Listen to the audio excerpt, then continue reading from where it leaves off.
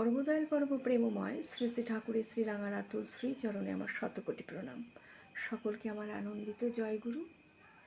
হাতিতালি দিয়ে নাম সংকীর্তন করার একটি তাৎপর্য আছে।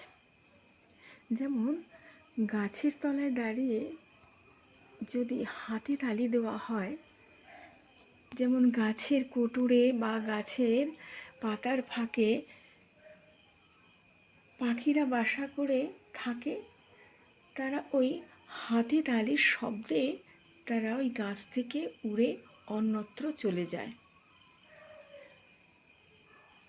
তেমনি আমাদের শরীরের যত রিপু আছে, ষড়রিপু, সেই রিপুগুলো যে নেগেটিভ ভাবগুলো থাকে, সেগুলো হাতিতালির মাধ্যমে সেই নেগেটিভ ভাবগুলো আমাদের শরীর থেকে একটু একটু করে ঝরে ঝরে পড়ে যায় প্রতিনিয়ত সেই নাম সংকীর্তনের মাধ্যমে হাতিতালি দিয়ে।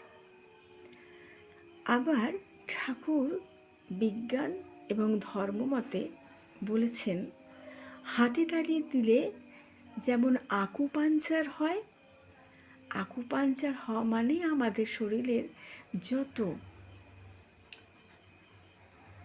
ভেতরের অজানা কিছু অসুখ বিসুখ, সেগুলো যেমন ওই আকুপাঞ্চার, ওই হাতিতালির মাধ্যমে সেই রোগগুলো থেকে আমরা নির্মূল হতে পারি।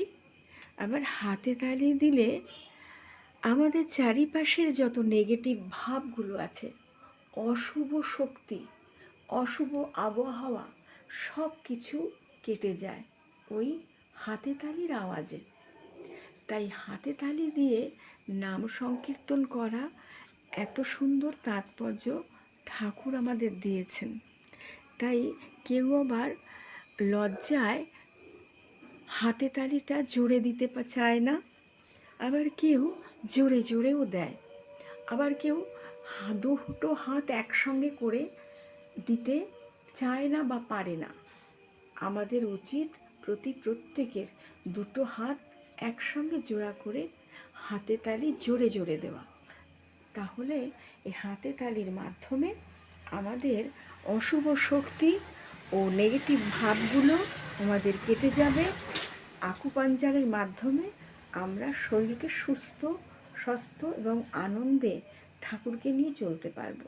জয় গুরু বন্দে পুরুষোত্তমম। লাইক, শেয়ার ও সাবস্ক্রাইব করে আমার চ্যানেলটিকে এগিয়ে নিয়ে